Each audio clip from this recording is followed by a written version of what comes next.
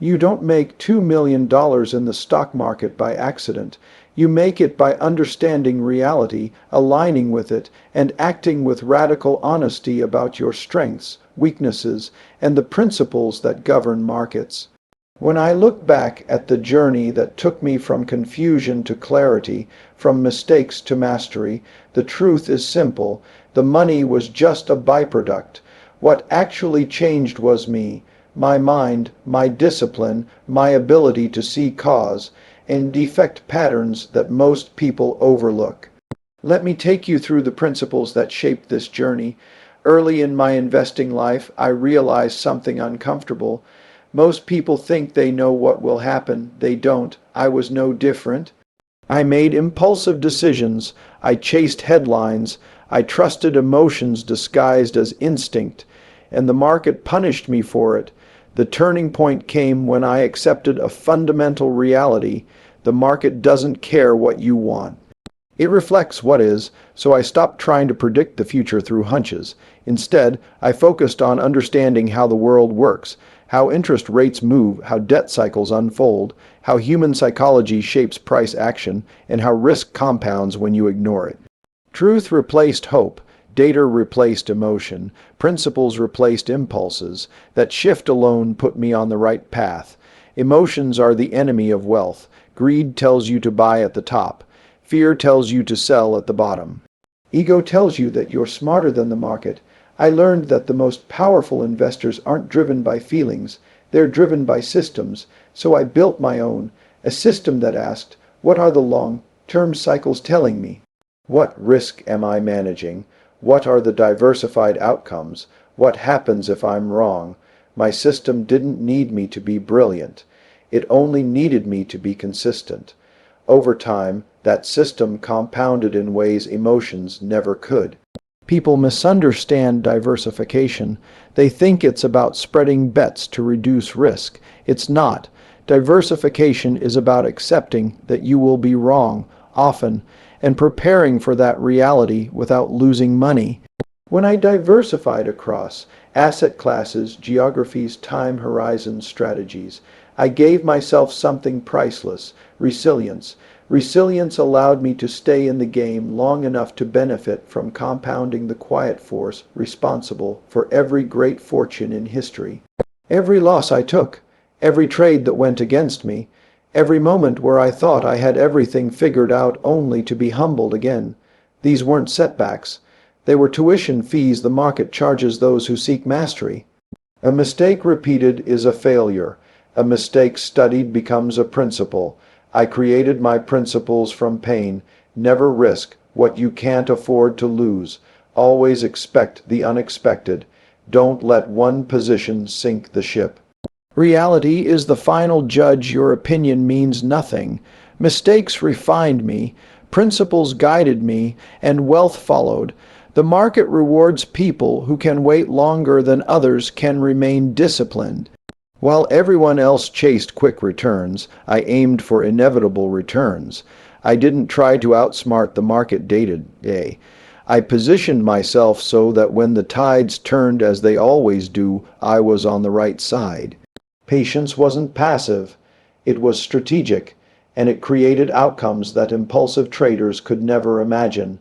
You don't get rich because of one brilliant trade. You get rich because you stay consistent long enough for compounding to take over. Compounding is quiet, it is slow, it is invisible, until one day it isn't. 2 million didn't come from trying to become rich fast. It came from aligning my behavior with principles that allowed compounding to work its magic. I never forced the outcome. I let the process create it. Wealth isn't something you chase. It's something you earn by acting in harmony with reality. The real challenge isn't growing your money. It's growing your mind.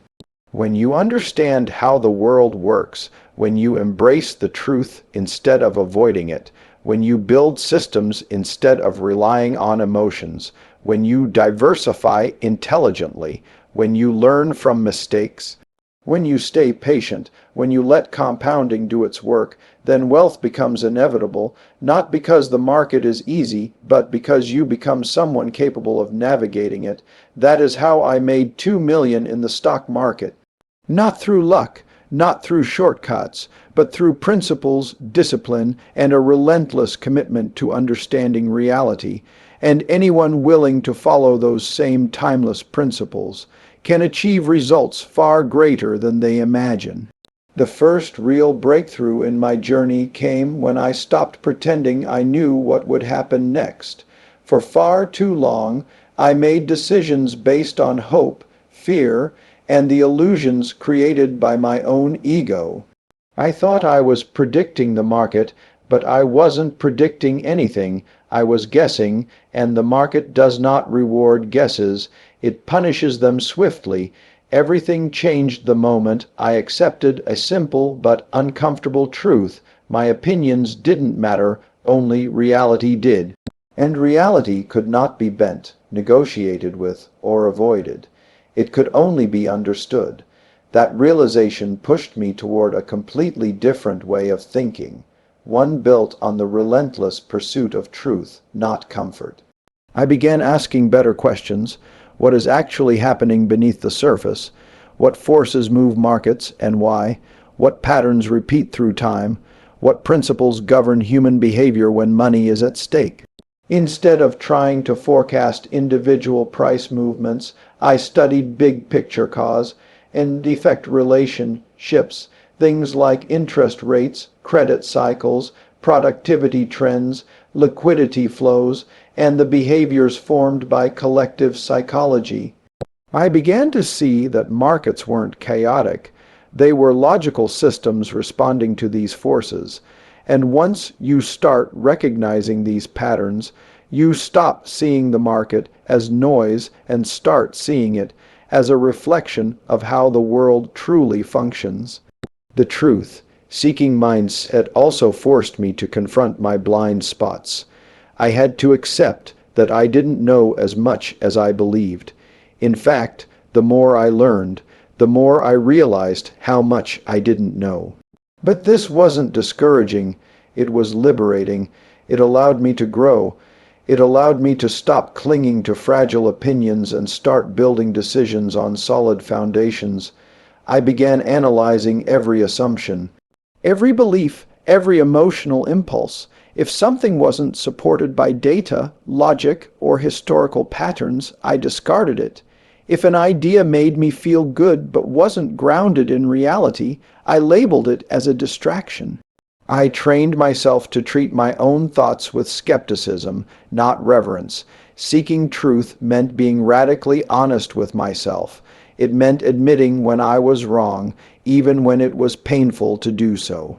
It meant studying my mistakes with the same intensity people study their successes.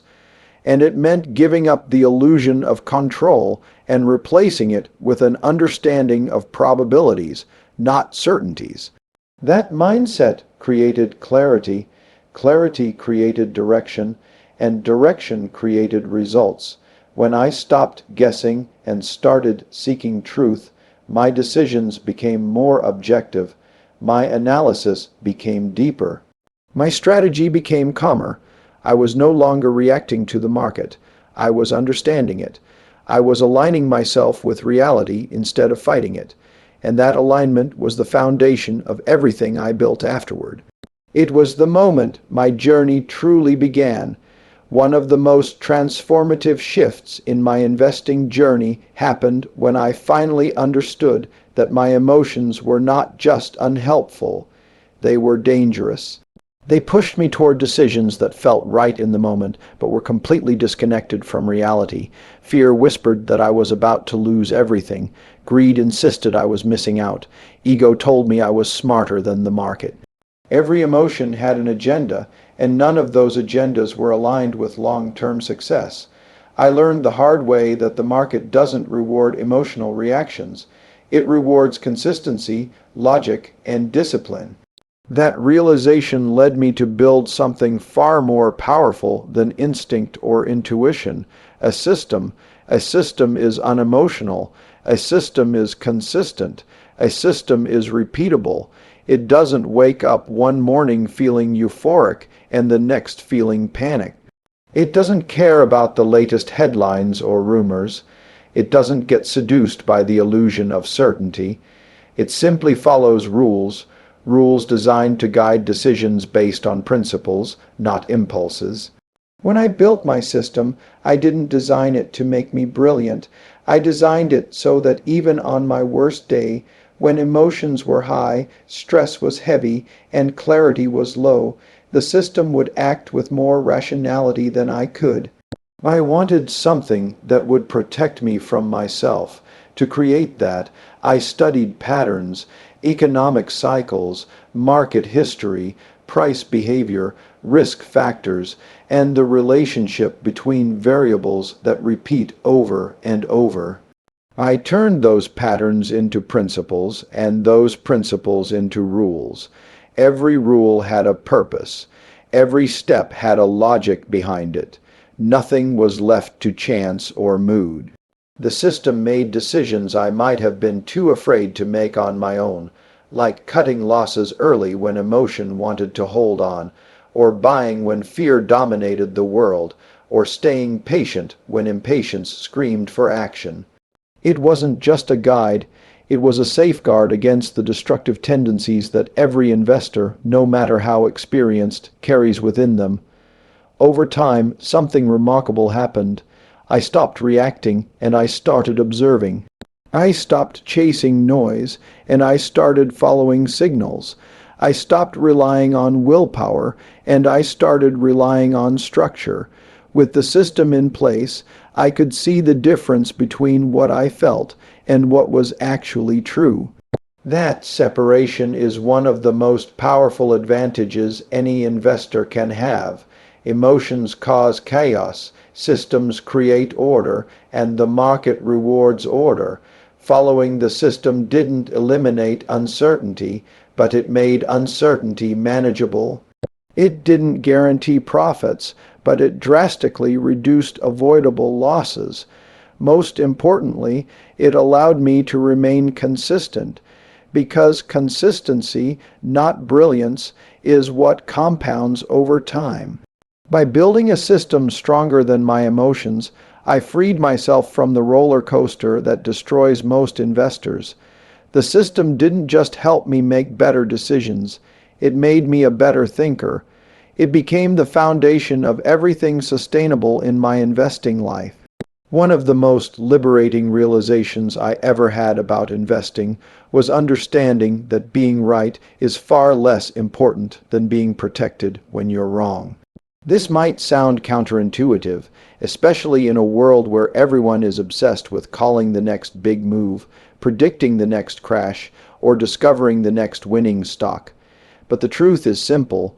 No matter how smart you are, you will be wrong often. And the sooner you accept that, the sooner you can design a strategy that allows you to thrive despite your mistakes. That's where diversification becomes not just a technique, but a philosophy. Diversification isn't about spreading money around randomly. It's about building a structure that acknowledges uncertainty. It's about preparing for the scenarios you don't expect, the outcomes you can't predict, and the mistakes you will inevitably make. When done correctly, diversification creates resilience, something far more valuable than confidence. I learned that markets don't move in straight lines, they move in cycles. Different assets perform differently at different times. What thrives in inflation struggles in deflation. What prospers in economic expansion falters in contraction. What benefits from low interest rates suffers when rates rise. The world is too complex, too interconnected, and too dynamic to place all your hopes on a single outcome. Understanding this led me to diversify not only across assets, but across drivers, the underlying forces that move those assets. Stocks, bonds, commodities, real estate, currencies, growth assets, defensive assets. They all respond to different conditions. Owning a thoughtful mix meant I didn't need perfect predictions. I only needed balance. This balance protected me in ways I didn't fully appreciate at first. When one part of the portfolio struggled, another part often strengthened. When a surprise event shook the markets, diversification acted like shock absorbers, softening the blow. Instead of losing sleep over every headline, I built a structure that allowed me to stay calm and focused on the long term. Diversification also taught me humility. It reminded me that no single idea is guaranteed to work, no matter how compelling it feels. It forced me to confront my biases, to question my conviction, and to accept that my knowledge would always be limited. This humility became a powerful asset. Because humility keeps you alive, overconfidence destroys you. Over time, I began to see diversification as a form of respect. Respect for uncertainty, respect for the complexities of the world, respect for the fact that the future rarely unfolds the way we expect. The investors who refuse to diversify aren't being bold, they're being fragile. They're building a tower with no foundation, a structure that collapses the moment reality contradicts their assumptions. But the investor who diversifies intelligently builds something different, something stable, adaptable, and durable, a portfolio designed not for perfection, but for survival, and in the long run, survival is what leads to success. That's why diversification became a core principle for me, not because it guarantees big wins, but because it minimizes big losses. And when you protect the downside, the upside eventually takes care of itself. If there is one thing the market taught me early, and taught me brutally, it's that pain is an extraordinary teacher, more reliable than success, more honest than praise, more transformative than any book, strategy, or prediction. The moments that humbled me, embarrassed me, or forced me to confront my own blind spots became the foundation for every major improvement that followed. The truth is simple. Every mistake contains a message, and the people who rise are the ones who listen. When I first started investing, I saw mistakes as failures. I took losses personally. I avoided revisiting them because they were uncomfortable and exposed my weaknesses. But over time, I learned that avoiding the truth doesn't protect you. It destroys you. The only real failure is refusing to study what reality is trying to teach you. So I made a commitment to myself. Instead of running from mistakes, I would run toward them. Every loss became a case study. Every wrong assumption became a lesson. Every painful moment became raw material for principles that would guide my future decisions. I didn't just ask, what went wrong? I asked deeper questions. What was the root cause? What belief led to this outcome? What did I overlook? What pattern is repeating here? How can I make sure this mistake never happens again ever? I treated mistakes like data, an emotional, informative, essential. And something remarkable happened. The more I embraced this process, the less power the mistakes had over me.